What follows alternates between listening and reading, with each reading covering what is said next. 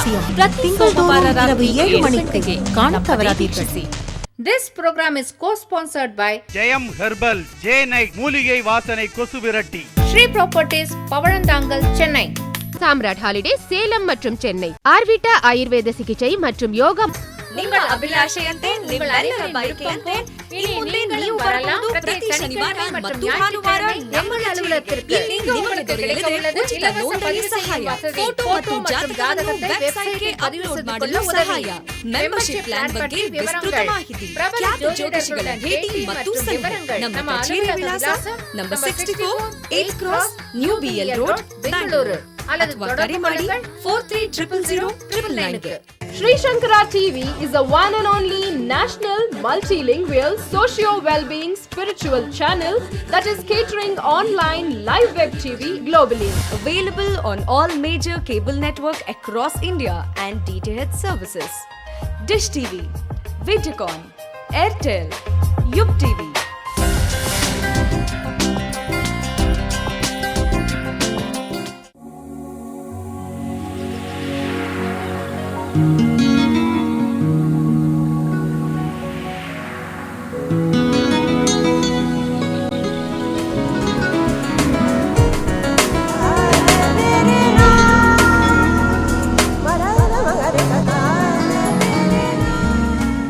Kalyanamastu, co-sponsored by For the 7 special occasions of your wedding, Bridal 7, brought to you by RMKB Wedding Silks.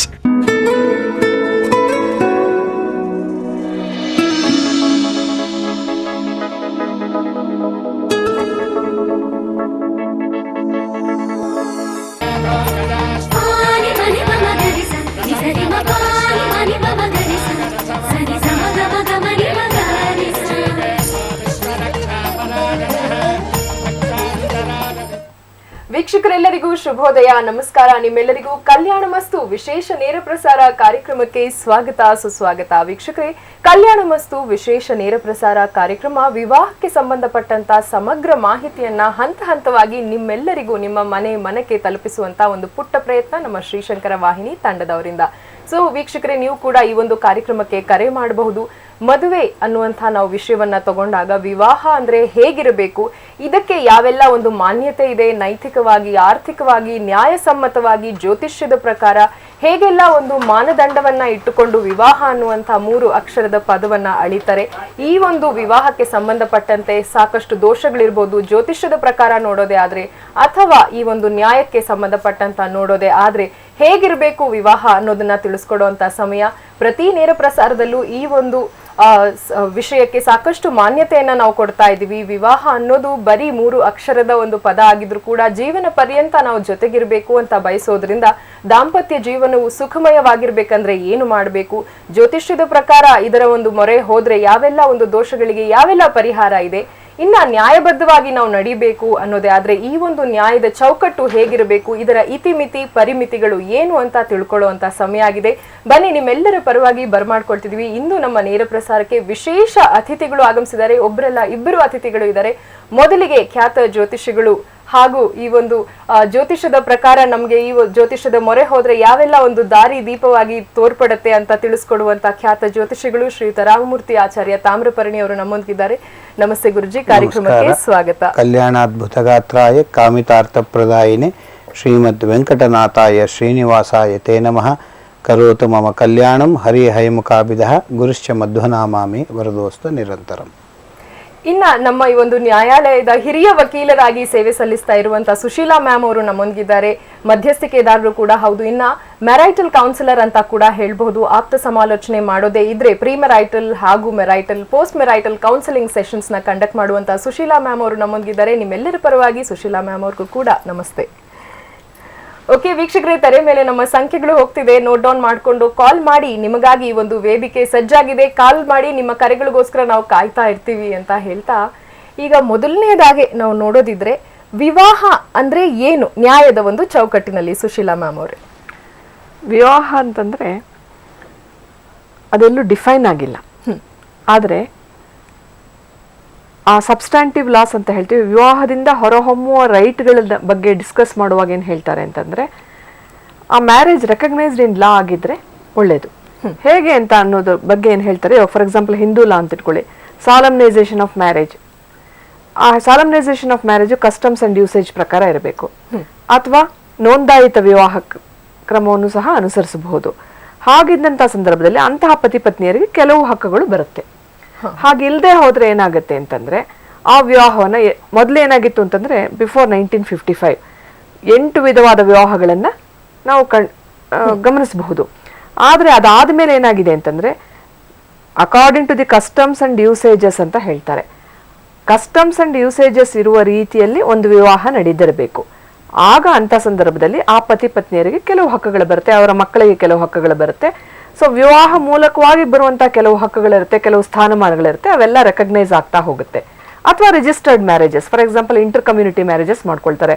Hindu ಧರ್ಮದವರು ಇಸ್ಲಾಂ ಧರ್ಮದವ್ರನ್ನ ಮದುವೆ ಮಾಡ್ಕೊಳ್ತಾರೆ. ಆ marriage ಒಂದು special marriage act ಅಲ್ಲಿ register ಆಗಿರಬಹುದು. So ಹೀಗಾಗಿ ನೋಂದಾಯಿತ ಕ್ರಮದಲ್ಲಿ ಆಗಿದ್ರೂ ಸಹ ಅದಕ್ಕೂ ಒಂದು ಮಾನ್ಯತೆ ಇರುತ್ತೆ. ಇವೆರಡನ್ನೂ ಬಿಟ್ಟು ನಾನೆಲ್ಲೋ ಅಡುಗೆ ಮನೆಯಲ್ಲಿ ಮದುವೆ ಮಾಡ್ಕೊಂಡೆ ಅಥವಾ ಇನ್ನೆಲ್ಲೋ ದೇವಸ್ಥಾನದಲ್ಲಿ ತಾಳಿ ಕಟ್ಕೊಂಡೆ ಅಂತೆಲ್ಲ ಹೇಳಿದಾಗ ಆಗ ಏನಾಗುತ್ತೆ ಅಂತಂದ್ರೆ, ಆ ವಿವಾಹವನ್ನ ಯಾರಾದ್ರೂ ಡಿಸ್ಪ್ಯೂಟ್ ಮಾಡಿದಾಗ ಆ ವಿವಾಹಕ್ಕೆ ಪ್ರೂಫ್ ಇಲ್ಲದೆ ಹೋಗುತ್ತೆ. ಹೀಗಾಗಿ ಏನಾಗುತ್ತೆ ಅಂತಂದ್ರೆ, ಮಾನ್ಯತೆ ಸಿಗಬೇಕು ಕಾನೂನಿನ ದೃಷ್ಟಿಯಲ್ಲಿ ಅಂತಂದ್ರೆ, ಸಮಾಜ ಇದುವರೆಗೆ ಒಪ್ಪಿಕೊಂಡು ಬಂದಿರತಕ್ಕಂತ ಯಾವ್ದಾದ್ರೂ ಹಾದಿಗಳಿದೆಯಲ್ಲ, ಆ ಹಾದಿಯಲ್ಲಿ ಹೋದ್ರೆ ತುಂಬಾ ಒಳ್ಳೇದು. ಅರೇಂಜ್ಡ್ ಮ್ಯಾರೇಜಸ್ ಅಂತ ಹೇಳ್ತೀವಿ, according to the customs and usages prevailing in the community ಅಂತ ಹೇಳ್ತೀವಿ. ಅಥವಾ ಮತ್ತೊಂದು ರಿಜಿಸ್ಟರ್ಡ್ ಮ್ಯಾರೇಜಸ್ ಅಂತ ಹೇಳ್ತೀವಿ. ಹೀಗೆ ಹೋದಾಗ ಆ ವಿವಾಹಕ್ಕೆ ಮಾನ್ಯತೆ ಈಸಿಯಾಗಿ ಸಿಕ್ಕುತ್ತೆ. ಓಕೆ, ಸೊ ಒಂದು ವಿವಾಹಕ್ಕೆ ಮಾನ್ಯತೆ ಬೇಕು ಅನ್ನೋದೇ ಆದ್ರೆ ಮುಂದೆ ಅವರೇ ಅದಕ್ಕೆ ಫಲಾನುಭವಿಗಳಾಗ್ತಾರೆ. ನೆಕ್ಸ್ಟ್ ಅವ್ರು ಏನೋ ಒಂದು ಪ್ರಾಪರ್ಟಿ ಮಾಡಿದ್ರು, ಮುಂದೆ ಏನೋ ಆಯ್ತು, ಸೊ ಡಿಸ್ಪ್ಯೂಟ್ ಆಯ್ತು, ಒಳ್ಳೇದಾಗ್ಲಿ ಕೆಟ್ಟದಾಗ್ಲಿ ಆ ಚೌಕಟ್ಟಿನಲ್ಲಿ ಇದ್ರೆ ಅದನ್ನ ಸಾಲ್ವ್ ಮಾಡಕ್ಕೆ ಒಂದು ಈಸಿ ಆಗುವಂತ ಒಂದು ಮಾನದಂಡ ಈ ಒಂದು ವಿವಾಹ ನ್ಯಾಯಸಮ್ಮತವಾಗಿ. ಇನ್ನು ಜ್ಯೋತಿಷ್ಯದ ಪ್ರಕಾರ ವಿವಾಹ ಅಂದ್ರೆ ಏನು? ವಿವಾಹ ಅಂದರೆ ಸಕಲ ದೇವಾನುದೇವತೆಗಳನ್ನು ಆಹ್ವಾನ, ಮತ್ತು ಪಿತೃದೇವತೆಗಳನ್ನು ಆಹ್ವಾನ, ಮತ್ತು ಎಲ್ಲ ಸಂಬಂಧಿಕರನ್ನು ಆಹ್ವಾನ, ಮತ್ತು ಸಂಪ್ರದಾಯ ಒಂದು ಮದುವೆಯ ರೀತಿಯಲ್ಲಿ ವೇದ ಏನು ಹೇಳಿದೆ ಅದರದ್ದನ್ನು ಫಾಲೋ ಮಾಡಿಕೊಂಡು, ನಾನು ಮೊದಲೊಂದು ಸಲ ತಿಳಿಸಿದ್ದೆ, ವಧುವರರ ವೀಕ್ಷಣೆಯಿಂದ ಹಿಡಿದು ಕಡೆ ತನಕ ಯಾವ್ಯಾವ ಕಾರ್ಯಕ್ರಮಗಳು ನಡೀತಾವೋ ಅವುಗಳೆಲ್ಲವನ್ನು ಸಂಪ್ರದಾಯ ರೀತಿಯಲ್ಲಿ ಫಾಲೋ ಮಾಡಿಕೊಂಡು, ಅಂದ್ರೆ ಗುರು ಹಿರಿಯರ ಪಿತೃ ದೇವತೆಗಳನ್ನ ಕರೆಸ್ತೀವಿ, ನಾಂದಿ ಅಂತ ಕರಿತೀವಿ. ನಾಂದಿ ದೇವತೆಗಳು ಶುಭ ನಾಂದಿಯನ್ನು ಕರೆದಾಗ ಅವರ ತಾತ ಮುತ್ತಾತ ಹೀಗೆ ಅವರ ಫಾಲೋಯರ್ಸ್ನೆಲ್ಲರನ್ನು ಕರೆದು ಅವರನ್ನು ಕೂಡಿಸಿಕೊಂಡು ಅವರ ಮುಖಾಂತರ ಮತ್ತೆ ಸಂಬಂಧಿಗಳ ಮುಖಾಂತರ ಎಲ್ಲರ ಮುಖಾಂತರ ದೇವತೆಗಳ ಮುಖಾಂತರ ಅಗ್ನಿ ಸಾಕ್ಷಿಯಾಗಿ ಮಾಂಗಲ್ಯ ಬಂಧನ ಮಾಡುವುದಕ್ಕೆ ಮದುವೆ ಅಂತ ಹೆಸರು. ಆಧ್ಯಾತ್ಮಿಕವಾಗಿ ಶಾಸ್ತ್ರೋಕ್ತವಾಗಿ ಸಂಪ್ರದಾಯನ ಬಿಡಬಾರ್ದು. ಸ್ವಧರ್ಮ ನಿಧನಂ ಶ್ರೇಯಃ ಪರಧರ್ಮೇ ಭಯಾವಹ. ನಿನ್ನ ಧರ್ಮವನ್ನ ಪಾಲಿಸ್ಲಿಕ್ಕೆ ನೀನು ನಿಧನ ಹೊಂದಿದರೂ ಅದು ಶ್ರೇಯಸ್ಸ ಹೊರತು ಅಶ್ರೇಯಸ್ ಅಲ್ಲ. ನಿನ್ನ ಧರ್ಮವನ್ನು ನೀನು ಬಿಡ್ಕೊಡ್ದು ಎಂಬ ವಿಚಾರ ಮುಖ್ಯವಾದದ್ದು. ಓಕೆ, ಸೊ ನಾವು ನ್ಯಾಯ ಸಮ್ಮತವಾಗಿ ಯೋಚನೆ ಮಾಡಿದ್ರೆ ಮಾನವರ ಒಂದು ಹಕ್ಕು ಏನು ಯೋಚನೆ ಮಾಡ್ತೀವಿ, ಎಲ್ಲರೂ ಒಂದೇ ಅನ್ನೋದನ್ನ ಹೇಳ್ತೀವಿ. ಆದ್ರೆ ಈ ಒಂದು ಜ್ಯೋತಿಷ್ಯಕ್ಕೆ ಸಂಬಂಧಪಟ್ಟು ನಾವು ಮೊರೆ ಹೋದ್ರೆ ಏನ್ ತಿಳಿಸುತ್ತೆ, ನಮ್ಮ ಧರ್ಮವನ್ನ ನಾವು ಚೆನ್ನಾಗಿ ಅರ್ಥ ಮಾಡ್ಕೊಂಡ್ರೆ ಇನ್ನೊಬ್ಬರಿಗೂ ಕೂಡ ನಾವು ಬೆಲೆ ಕೊಡ್ಲಿಕ್ಕೆ ಸಾಧ್ಯ, ನಮ್ಮ ತನವನ್ನ ನಾವು ಉಳಿಸ್ಕೊಳ್ಬೇಕು ಅನ್ನೋದನ್ನ ಸೂಚಿಸ್ಕೊಡುತ್ತೆ. ಇನ್ನ ಈಗ ವಿವಾಹವು ಈಗ ಒಂದು ಕಾಂಟ್ರವರ್ಸಿಗೆ ಈಡಾಗಿದೆ. ಯಾಕಂದ್ರೆ ಈಗ ಲಿವ್ ಇನ್ ರಿಲೇಶನ್ಶಿಪ್ ಅಂತ ನಿನ್ನೆ ಕೂಡ ಈ ಒಂದು ನೇರ ಪ್ರಸಾರದ ವೇದಿಕೆಯಲ್ಲಿ ನಾವು ಡಿಸ್ಕಸ್ ಮಾಡ್ತಾ ಇದ್ವಿ Sushila ma'am. Live in relationship ಅನ್ನೋದು ಎಷ್ಟರ ಮಟ್ಟಿಗೆ ಈ ಒಂದು ಆಧುನಿಕ ಕಾಲದಲ್ಲಿ ಸಮಂಜಸ, ಇದು ನಿಜವಾಗ್ಲೂ ಎಲ್ಲಿಗೆ ಹೋಗಿ ಮುಟ್ಟುತ್ತೆ ಅನ್ನುವಂತ ಒಂದು ಟಾಪಿಕ್ ಇಟ್ಕೊಂಡಿದ್ವಿ. ಇದರ ಬಗ್ಗೆ ನಿಮ್ಮ ಒಂದು ಅನಿಸಿಕೆ ಹಾಗೂ ಅಭಿಪ್ರಾಯ? ನೋಡಿ, ಲಿವ್ ಇನ್ ರಿಲೇಶನ್ಶಿಪ್ಗೆ ಸಂಬಂಧಪಟ್ಟಂತೆ ಪ್ರಪಂಚದ ಹಲವಾರು ದೇಶಗಳಲ್ಲಿ ಇನ್ನೂ ಯಾವುದೇ ಕಾನೂನು ಬಂದಿಲ್ಲ. ಇಲ್ಲಿ ನಮ್ಮ ಭಾರತ ದೇಶದಲ್ಲೂ ಯಾವ ಕಾನೂನು ಇಲ್ಲ. ಈ ಮಹಿಳೆಯರಿಗೆ ಕೌಟುಂಬಿಕ ಹಿಂಸೆಯಿಂದ ರಕ್ಷಣೆಯನ್ನು ಕೊಡುವಂತಹ ಒಂದು ಕಾನೂನು ಇದೆ, domestic protection of women against domestic violence ಅಂತ ಹೇಳ್ತೀವಿ, DV ಆಕ್ಟ್ ಅಂತಾನೂ ಕರೀತಾರೆ. ಈ ಆಕ್ಟ್ನಲ್ಲಿ ಒಂದು ಇಣುಕು ನೋಟ ಮಾತ್ರ ಇದೆ. ಅಂದರೆ ಸೆಕ್ಷನ್ 2F ನಲ್ಲಿ relationships in the nature of marriage ಅಂತ ಹೇಳ್ತಾರೆ. ಆದರೆ ಲಿವ್ ಇನ್ ರಿಲೇಶನ್ಶಿಪ್ ಅನ್ನೋದ್ರ ಬಗ್ಗೆ ಎಲ್ಲೂ ಸಹ ಪ್ರಸ್ತಾಪ ಇಲ್ಲ. ಲಿವ್ ಇನ್ ರಿಲೇಶನ್ಶಿಪ್ ಅನ್ನೋದು ಎಲ್ಲಿಂದ ಹುಟ್ಕೊಳ್ಳುತ್ತೆ, ಒಂದು ಅರೇಂಜ್ಮೆಂಟ್ ಅಷ್ಟೇ, ಅಲ್ಲಿ ಕಮಿಟ್ಮೆಂಟ್ ಅನ್ನೋದಿರೋದಿಲ್ಲ. ವಿವಾಹದಲ್ಲಾದರೆ ಒಂದು ಕಮಿಟ್ಮೆಂಟ್ ಇರುತ್ತೆ. ಲಿವ್ ಇನ್ ರಿಲೇಶನ್ಶಿಪ್ನಲ್ಲಿ ರೂಮ್ಮೇಟ್ಸ್ ಅಗ್ರಿಮೆಂಟ್ ಥರ. ಆ ರೂಮ್ಮೇಟ್ಗಳಾಗಿ ನಾವಿಬ್ರು ಇರ್ತೀವಿ, ನಾಳೆ ಅವ್ನು ಬಿಟ್ಟು ಹೋದ್ರೆ ನಾನು ಕೇಳಕ್ಕಾಗಲ್ಲ, ನಾನು ಬಿಟ್ಟು ಹೋದ್ರೆ ಅವ್ರು ಕೇಳಕ್ಕಾಗಲ್ಲ. ಅಲ್ಲಿ ಎಲ್ಲೋ ಒಂದು ಇನ್ಸೆಕ್ಯೂರಿಟಿ ಫೀಲಿಂಗ್ ಇರುತ್ತೆ, ಯಾವುದು ಭದ್ರತೆನೇ ಇರೋದಿಲ್ಲ. ಭಾವನೆಗಳು ಕೊಡುವ ಸುಖ ಬೇರೆ, ಭದ್ರತೆ ಕೊಡುವ ಸುಖ ಬೇರೆ. ಯಾವಾಗ್ಲೂ ವಿವಾಹದಲ್ಲಿ ಏನಾಗಿರುತ್ತೆ, ಭದ್ರತೆ ಇರುತ್ತೆ, ಕಮಿಟ್ಮೆಂಟ್ ಇರುತ್ತೆ. ಲಿವ್ ಇನ್ ರಿಲೇಶನ್ಶಿಪ್ಗೆ ಒಂದು ಬೇಸ್ ಇಲ್ಲ. ಆ ಬೇಸ್ ಇಲ್ಲದೆ ಇರತಕ್ಕಂತ ರಿಲೇಶನ್ಶಿಪ್ ನಲ್ಲಿ ನಾವು ಹೋಗ್ತಾ ಹೋಗ್ತಾ ಯಾವತ್ತೋ ಒಂದ್ ದಿವಸ ನಮ್ಗೆ ಅದರಿಂದ ಹುಟ್ಟುಕೊಂಡಂತ ಹಕ್ಕುಗಳು ಬೇಕು ಅಂತಂದ್ರೆ ಲಿವ್ ಇನ್ ರಿಲೇಶನ್ಶಿಪ್ ಎಲ್ಲೂ ಬೇಸೇ ಇಲ್ಲ, ಅದಕ್ಕೆ ತಳಹದಿಯೇ ಕೇಳಕ್ಕಾಗಲ್ಲ. So it is only a mutual arrangement for convenience ಅಂತ ಹೇಳ್ತೀವಿ ನಾವು ಅಷ್ಟೇ. ಅದರಿಂದ ಯಾವ ಹಕ್ಕುಗಳು ಉಟ್ಕೊಳ್ಳೋದಿಲ್ಲ, ಯಾಕಂದ್ರೆ ಅದು ರೆಕಗ್ನೈಸ್ ಆಗಿಲ್ಲ. ಯಾವ್ದು ರೆಕಗ್ನೈಸ್ ಆಗಿಲ್ವೋ ಅಂತಹ ಸಂಬಂಧಗಳಿಗೆ ನಾವು ಸಿಕ್ಕಾಕೊಂಡು ನಂತರ ಅದರಿಂದ ಆಗತಕ್ಕಂತ ಹಲವಾರು ಏರುಪೇರುಗಳಿಗೆ ನಮ್ಮನ್ನ ನಾವು ಒಳಗೆ ಮಾಡಿಕೊಂಡು ನಾಳೆ ಕಾನೂನಿನ ರಕ್ಷಣೆ ಕೇಳಿದಾಗ ಕಾನೂನು ತನ್ನ ಚೌಕಟ್ಟಿನಲ್ಲೇ ಹೋಗ್ಬೇಕು. There should be a law. Even ನ್ಯಾಯಾಧೀಶರು ಏನಾದ್ರು ಒಂದು ತೀರ್ಪು ಕೊಡ್ಬೇಕಾದ್ರೂ ಸಹ ಅದಕ್ಕೆ ಒಂದು ಕಾನೂನು ಇರಬೇಕು. ಆ ಕಾನೂನಿಗೆ ಈ ಫ್ಯಾಕ್ಟ್ಸ್ ಅನ್ನ ಅಳವಡಿಸಿ ಕಾನೂನು ಏನಾದ್ರು ಸಹಾಯ ಮಾಡಕ್ಕಾಗತ್ತಾ ಈ ಫ್ಯಾಕ್ಟ್ಗಳಲ್ಲಿ ಈ ಸಂದರ್ಭಗಳಲ್ಲಿ ಅನ್ನೋದನ್ನ ನೋಡಿ ಒಂದು ತೀರ್ಪನ್ನ ನ್ಯಾಯಾಧೀಶರು ಕೊಡ್ತಾರೆ.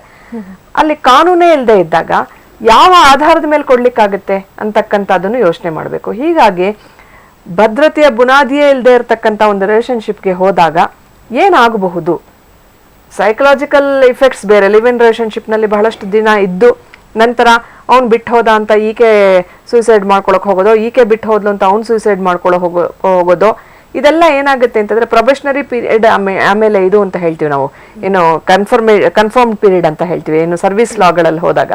ಹಾಗೆ ಪ್ರೊಬೆಷನರಿ ಪೀರಿಯಡ್ ಅಂತ ಇಟ್ಕೊಂಡು ಇವರಿಬ್ರು ಒಂದು ಎಕ್ಸ್ಪೆರಿಮೆಂಟಲ್ ಸ್ಟೇಜ್ ಅಲ್ಲಿ ಇರೋದು ಅದು ಬೇರೆ. ಆದ್ರೆ ಮ್ಯಾರೇಜ್ ಅಲ್ಲಿ ಏನಾಗುತ್ತೆ, ಕಮಿಟ್ಮೆಂಟ್ ಇರುತ್ತೆ, ಅಲ್ಲಿ ಪ್ರೊಬೆಷನರಿ ಪೀರಿಯಡೇ ಇಲ್ಲ. From day 1 you have a confirmed status. ಎಷ್ಟು ಚೆನ್ನಾಗಿರುತ್ತೆ ನೋಡಿ, ನಮ್ಮ ಗುರಿ ನಮ್ಗೆ ಗೊತ್ತಿರುತ್ತೆ. ಕನ್ಫರ್ಮ್ಡ್ ಸ್ಟೇಟಸ್, ನಾನು ಹೆಂಡತಿ ನಾನು ಗಂಡ ಅನ್ನೋದು ಕನ್ಫರ್ಮ್ ಆಗ್ಬಿಡತ್ತೆ. ಆ ಸ್ಟೇಟಸ್ ಅನ್ನ ಇಟ್ಕೊಂಡು ಮುಂದೆ ಹೋಗೋದು ಹೇಗಿರುತ್ತೆ ಜೀವನದಲ್ಲಿ. ಆಮೇಲೆ ಕಾನೂನಿನ ಪ್ರಕಾರ ಮದುವೆಗಳು ಮಾಡಕ್ಕಾಗಲ್ಲ, ಕಾನೂನಿನಲ್ಲಿ ಮದುವೆ ಕೋರ್ಟ್ ಮೂಲಕ ಮದುವೆ ಮಾಡಕ್ಕಾಗಲ್ಲ. Sorry, I would like to stand corrected. Court ಮೂಲಕ ಮದುವೆ ಮಾಡಕ್ಕಾಗಲ್ಲ. ಬೇಕಾದ್ರೆ ನ್ಯಾಯಾಲಯದ ಮೂಲಕ ವಿಚ್ಛೇದನವನ್ನ ಪಡೆಯಬಹುದು. ಓಕೆ, ನಾವು ಲಿವ್ ಇನ್ ರಿಲೇಶನ್ಶಿಪ್ ಅಲ್ಲಿ ಇದೀವಿ, ಹೀಗಾಗಿ 5 ವರ್ಷ ಲಿವ್ ಇನ್ ರಿಲೇಶನ್ಶಿಪ್ ಅಲ್ಲಿ ಇದ್ವಿ, ಆದ್ರಿಂದ ನನ್ನನ್ನ ಇವನು ಮದುವೆ ಮಾಡ್ಕೊಳ್ಳೇಬೇಕು ಅಂತ ಹೇಳಿ ಕಾನೂನು ಮೂಲಕ ಕೇಳಿದಾಗ ಕಾನೂನವರು ನೀನ್ ಮದುವೆ ಮಾಡ್ಕೊ ಅಂತ ಆರ್ಡರ್ ಅವನಿಗಾಗ್ಲಿ ನನಗಾಗ್ಲಿ ಕೊಡ್ಲಿಕ್ಕೆ ಆಗೋದಿಲ್ಲ. ಆದ್ರೆ ನಾವಿಬ್ರು ಇದುವರೆಗೂ ಗಂಡ ಹೆಂಡತಿಯರಾಗಿದ್ವಿ, ಹಲವಾರು ಕಾರಣಗಳಿಂದ ನಮ್ಮ ಮಧ್ಯೆ ಸರಿ ಹೋಗ್ತಾ ಇಲ್ಲ, ಕ್ರೌರ್ಯತೆ ಇದೆ, ಆ ಡಿವೋರ್ಸ್ಗೆ ಏನೇನು ಗ್ರೌಂಡ್ಸ್ ಇದೆಯೋ ಆ ಗ್ರೌಂಡ್ಸ್ ಎಲ್ಲ ಇರುವಂತ ಸಂದರ್ಭಗಳಲ್ಲಿ ಹೆಂಡತಿ ಆಗ್ಲಿ ಗಂಡ ಆಗ್ಲಿ ಪರಸ್ಪರ ವಿಚ್ಛೇದನಕ್ಕೆ ಅರ್ಜಿ ಹಾಕ್ಬೋದು. ಇದೆ ಆ ಗ್ರೌಂಡ್ಸ್ ಇದೆ ಅಂತ ನ್ಯಾಯಾಲಯಕ್ಕೆ ಅನಿಸಿದಾಗ ಅವರು ಒಂದು ವಿಚ್ಛೇದನಕ್ಕೆ ಆದೇಶವನ್ನ ಕೊಡಬಹುದು. ಹೀಗೆ ಲಿವ್ ಇನ್ ರಿಲೇಶನ್ಶಿಪ್ಗೆ ಏನ್ ಸ್ಟೇಟಸ್ ಇರುತ್ತೆ ಅಂತಕ್ಕಂಥದ್ದನ್ನ ಅದರಲ್ಲಿ ಹೋಗೋದಕ್ಕೆ ಮುಂಚೆ ಯೋಚನೆ ಮಾಡಬೇಕು. ಓಕೆ, ಸೊ ಇದು ಸಾಕಷ್ಟು ಇನ್ಸೆಕ್ಯೂರಿಟೀಸ್ ನ ಹುಟ್ಟಾಕುವಂತ ಒಂದು relationship. It is based on insecurities. So ಅದಕ್ಕೆ ತಳಹದಿನೇ ಇನ್ಸೆಕ್ಯೂರಿಟಿ. ನಮ್ಮಲ್ಲೇ ವಿಶ್ವಾಸ ಇಲ್ಲದೆ ನಾವು ಒಂದು ಟೆಂಪರರಿ ಅರೇಂಜ್ಮೆಂಟ್ ಮಾಡ್ಕೊಳ್ಳುವಂತ ಒಂದು ವ್ಯವಸ್ಥೆ. ಓಕೆ, ಇನ್ನು ಜ್ಯೋತಿಷ್ಯದ ಪ್ರಕಾರ ನಾವು ಇದೇ ಒಂದು ಲಿವ್ ಇನ್ ರಿಲೇಶನ್ಶಿಪ್ ತಗೊಂಡಾಗ ಇದರ ಉಲ್ಲೇಖಗಳು ಹಿಂದೆ ಎಲ್ಲಾದ್ರೂ ವೇದ ಇತಿಹಾಸ ಈ ಒಂದು ಪುರಾಣಗಳಲ್ಲಿ ಇದೆಯಾ, ಪುರಾವೆ ಇದೆಯಾ ಅದಕ್ಕೆ, ಅಥವಾ ಗಾಂಧರ್ವ ವಿವಾಹ ಅಂತ ಏನ್ ಹೇಳ್ತಿದ್ವಿ ಅದುವೇ ಏನು ಅಂತ ಗೊತ್ತಾಗ್ತಿಲ್ಲ ಗುರುಜಿ. ನನ್ನ ಪ್ರಕಾರ ಈಗ ಏನೇನು ರೂಲ್ಸ್ ಅಂಡ್ ರೆಗ್ಯುಲೇಷನ್ಸ್ ಮಾತಾಡಿದ್ದಾರೆ, ಆಗಿದೆ, ಬರೆದಿದ್ದಾರೆ, ಇದೆಲ್ಲವೂ ಹಿಂದಿನ ಕಾಲದಲ್ಲಿ ಗಾಂಧರ್ವ ವಿವಾಹ ಆಗಲಿ, ಪೈಶಾಚಿಕ ವಿವಾಹ ಆಗಲಿ, ಬ್ರಾಹ್ಮಿ ವಿವಾಹ ಆಗಲಿ ಎಲ್ಲವೂ ಅದನ್ನೇ ಬಂದಿದೆ. ಅದನ್ನ ಸ್ವಲ್ಪ ವಿಸ್ತಾರ ಮಾಡಿ ಇವತ್ತಿನ ಜನಗಳಿಗೆ ಅರ್ಥವಾಗುವಂಗೆ ಹೇಳಿದ್ದಾರೆ. ರೂಲ್ಸ್ ಅಂಡ್ ರೆಗ್ಯುಲೇಷನ್ಸ್ ಪ್ರತಿ ಒಂದಕ್ಕೂ ನಾವೀಗ ಜಾತಕದಲ್ಲೇ ನೋಡಬೇಕಾದ್ರೂ ಪ್ರತಿ ಒಂದಕ್ಕೂ ಸೈಂಟಿಫಿಕ್ ರಿಲೇಷನ್ಸ್ ಇಲ್ಲದೆ ನಾವು ಜಾತಕವನ್ನ ನೋಡ್ಲಿಕ್ಕೆ ಆಗಲ್ಲ. ರವಿಚಂದ್ರ ಬುಧ ನೀನೆ, ರಾಹು ಕೇತುವು ನೀನೆ, ವರಗುರು ಶನಿಯು ಮಂಗಳನು ನೀನೆ, ದಿವರಾತ್ರಿಯು ನೀನೆ, ನವವಿಧಾನವು ನೀನೆ, ಸಕಲ ಗ್ರಹ ಬಲ ನೀನೆ, ಸರಸಿಜಾಕ್ಷ. ಇದನ್ನು ಮುಖ್ಯವಾಗಿ ಹೇಳಿದ್ವಿ. ಹೇಳಿದಾಗ ಏನಾಗುತ್ತೆ, ಈ ಅತ್ಯುತ್ಕಟೈಹಿ ಪುಣ್ಯ ಪಾಪೈಹಿ ಇಹೈವ ಫಲಮುಷ್ಯತೆ. ನಮ್ಮ ಪುಣ್ಯ ಪಾಪಗಳು ಏನಿದೆ ಅದು ಈ ಜನ್ಮದಲ್ಲಿ ನಮಗೆ ಬರುತ್ತದೆ ಅನ್ನೋದು ಜಾತಕ ರೀತಿಯಲ್ಲಾಗಿ ಕಾಲಚಕ್ರಗಳನ್ನ ಏನು ನಾವು ನೋಡ್ತೀವಿ, ನಾವು ಮಾಡಿದ ಪುಣ್ಯ ಪಾಪಗಳ ಒಂದು ಫಲಕ ಅಷ್ಟೇ. ಗುರು ಇಲ್ಲಿದ್ದಾನೆ, ಶನಿ ಇಲ್ಲಿದ್ದಾನೆ, ಮಂಗಳ ಇಲ್ಲಿದ್ದಾನೆ, ಅದು ನಿಂಗೆ ಕಳತ್ರ ದೋಷ ಬಂತು, ವ್ಯತಿಪಾತ, ವೈದ್ಯತಿ, ಷಷ್ಟಾಷ್ಟಕ, ಆಶ್ಲೇಷ, ಇವೆಲ್ಲ ದೋಷಗಳು ಬಂದ್ರೆ ಹೀಗಾಗ್ತದೆ. ಹೆಣ್ಣಿನಿಂದ ನೋಡಬೇಕು, 7ನೇ ಮನೆ, 9ನೇ ಮನೆ, 4ನೇ ಮನೆ ಎಲ್ಲವನ್ನೂ ನೋಡೋದು ಯಾವಾಗ ಅಂದ್ರೆ ನಮಗೂ ಇದಕ್ಕೆ ಸಂಬಂಧ ಇಟ್ಟುಕೊಂಡೇ ನೋಡೋದು. ಇದೇ ರೀತಿಯಲ್ಲಿ ಆದ್ರೆ ನಿಮಗೆ ವಿಚ್ಛೇದನಗಳೇ ಆಗೋದಿಲ್ಲ. ವಿಚ್ಛೇದನಗಳು ಬಂದ ಮೇಲೆ ತಾನೇ ವಿಚ್ಛೇದನಗಳೇ ಆಗದೇ ಇದ್ದಂತ ಅವಕಾಶಗಳು ಸಿಗ್ತದೆ. ಅದಕ್ಕೆ ಸಂಬಂಧಪಟ್ಟ ಹಿರಿಯವರ ಹಾಕಿಕೊಟ್ಟ ದಾರಿ, ಆ ದಾರಿಯಲ್ಲಿ ನಾವು ನಡೆದ್ರೆ ಏನೇ ತರದ ತೊಂದರೆಗಳು ಆಗೋದಿಲ್ಲ. ಹಿಂಗಾಗಿ ಮಾತಾಡ್ಕೊಂಡು ಬರ್ತೀವಿ. ಜ್ಯೋತಿಷ್ಯದ ಪ್ರಕಾರ ಗ್ರಹ ಬಲಗಳು ಮನುಷ್ಯನನ್ನ ಈ ರೀತಿ ಮಾಡುವಂತ ಕೆಲಸಕ್ಕೆ ಪ್ರೇರೇಪಿಸುತ್ತೆ ಅಂತ ನೀವು ಹೇಳ್ತೀರಾ. ಸೂಚಕ ಫಲಕ ಅಂದ್ರೆ ಬೋರ್ಡ್ ನಲ್ಲಿ ಈ ಡೇಂಜರಸ್ ಕಾಷನ್ಸ್ ಅಂತೆಲ್ಲ ಬರೀತೀವಲ್ಲ, ಅದೇ ರೀತಿ ಮಂಗಳ ಇಲ್ಲಿ ಕೂತ್ಕೊಂಡ್ರೆ ನಿಮಗೆ ಕಳತ್ರ, ಶುಕ್ರ ಇಲ್ಲಿ ಕೂತ್ರೆ ನಿಮಗೆ ತೊಂದರೆ ಆಗ್ತದೆ, ರಾಹು ಇಲ್ಲಿ ಕೂತ್ರೆ ನಿಮ್ಗೆ ಸರ್ಪದೋಷ, ಇದನ್ನ ಸೂಚನೆ ಮಾಡುತ್ತೆ. ಹಿಂದಿಂದೆ ಆಗೋಗಿದೆ, ಅದರ ಸೂಚಕ ಆ ಹುಟ್ಟಿದ ಟೈಮಿನಿಂದ ತಗೊಂಡ್ರೆ ಇವನು ಇಂಥವನ್ ಆಗ್ತಾನೆ ಅಂತ ಲೆಕ್ಕ. ಅದು 1, 4, 7, 10, 12, 11ನೇ ಮನೆಯನ್ನ 2 ಮತ್ತೆ 11ನೇ ಮನೆಯನ್ನ ನೋಡಿದ್ರೆ ಇವನಿಗೆ ಅದರಲ್ಲಿ ಪಾಪಗ್ರಹಗಳು ಒಟ್ಟಿಗೆ ಒಂದು 3-4 ಗ್ರಹಗಳು ಇದ್ದರೆ ಲಗ್ನದಿಂದ ಇವನು 2ನೇ ಮದುವೆ 3ನೇ ಮದುವೆ ಆಗಬಹುದು ಅಂತ ನಾವು ಈಗಲೇ ಸೂಚಿಸಬಹುದು. ಸೊ ಯಾವ ಸ್ಥಾನದಲ್ಲಿ ಯಾವ ಒಂದು ಗ್ರಹಗಳು, ಮಿತ್ರ ಗ್ರಹ, ಶತ್ರು ಗ್ರಹ ಯಾರು ಕೂತಿದ್ರೆ ಏನನ್ನ ಸೂಚಿಸುತ್ತೆ ಅಂತ ತಿಳಿಸ್ಕೊಡುವಂತ ಒಂದು ಇದು ವ್ಯವಸ್ಥೆ ಜಾತಕದಲ್ಲಿ ನಾವು ಕಾಣಬಹುದು ಅಂತ ಹೇಳ್ತಿದ್ರಿ. ಈಗ ಪ್ರೊಫೈಲ್ಸ್ ನೋಡ್ಕೊಂಡ್ ಬರೋ ಸಮಯ ಆಗಿದೆ. ಒಂದಷ್ಟು ಪ್ರೊಫೈಲ್ಸ್ ರೆಡಿ ಇದೆ. ವೀಕ್ಷಕರೇ, ಪ್ರೊಫೈಲ್ಸ್ ನೋಡ್ಕೊಂಡ್ ಬನ್ನಿ. ನಿಮಗಾಗಿ ಕೆಲವು ಪ್ರೊಫೈಲ್ಸ್ ನ ಡಿಸ್ಪ್ಲೇ ಮಾಡ್ತಾ ಇದೀವಿ. ಯಾವ್ದಾದ್ರು ಪ್ರೊಫೈಲ್ ಇಷ್ಟವಾಗಿದ್ದಲ್ಲಿ ರಿಜಿಸ್ಟ್ರೇಷನ್ ಸಂಖ್ಯೆ ಅಂತ ಒಂದು ID ಇರುತ್ತೆ. ಆ SSM ID ನ ನೋಟ್ ಡೌನ್ ಮಾಡ್ಕೊಂಡು ನಮಗೆ ಕರೆ ಮಾಡಿ, ಅಥವಾ ಇನ್ನ ಹೆಚ್ಚಿನ ಮಾಹಿತಿ ಬೇಕು ಅಂದ್ರೆ ನೇರವಾಗಿ ಶ್ರೀಶಂಕರ ಮ್ಯಾಟ್ರಿಮೋನಿ ಆಫೀಸ್ಗೆ ನೀವು ಖುದ್ದಾಗಿ ಇವತ್ತು ಭಾನುವಾರ ಬಿಡುವಿನ ದಿನ ಬಂದು ಹೋಗಬಹುದು ಅಂತ ತಿಳಿಸ್ಕೊಡ್ತಾ ಇದೀವಿ. ಪ್ರೊಫೈಲ್ಸ್ ನೋಡ್ಕೊಂಡ್ ಬನ್ನಿ. Balaji S, age 37, caste Shri Vaishnava, SSM ID SSM 36872. Sri Shankara Matrimony wishes him all the very best. Gopinath, age 34, caste Brahmin Smartha, SSM ID SSM 15056. Educational qualification Masters. Sri Shankara Matrimony wishes him all the very best. Gangadhar, age 40, caste Brahmin Iyer, SSM ID SSM 25680. Education High School. Sri Shankara Matrimony wishes him all the very best. Krishnamurthy, age 28, caste Brahmin Madhva, SSM ID SSM 37916. Education Masters. Sri Shankara Matrimony wishes him all the very best. Shri Ram, age 36, caste Brahmin Iyer, SSM ID SSM 2391. Education Masters. Sri Shankara Matrimony wishes him all the very best. Pawan Kumar, age 33, caste Brahmin Madhva, SSM ID SSM 37259. Education Diploma. Sri Shankara Matrimony wishes him all the very best. Manoj, age 36, caste Brahmin Smartha, SSM ID SSM 22146. Education Masters. Sri Shankara Matrimony wishes him all the very best. Harish, age 28, caste Brahmin Iyer, SSM ID SSM 175. Education Masters. Sri Shankara Matrimony wishes him all the very best. Karthik, age 33, caste Brahmin Iyer, SSM ID SSM 3714. Education Masters. Sri Shankara Matrimony wishes him all the very best. Ram Kumar, age 34, caste Brahmin Iyer, SSM ID SSM 4145. Education Masters. Sri Shankara Matrimony wishes him all the very best. Parthasarathi, age 37, caste Shri Vaishnava, SSM ID SSM 10996. Education Bachelors.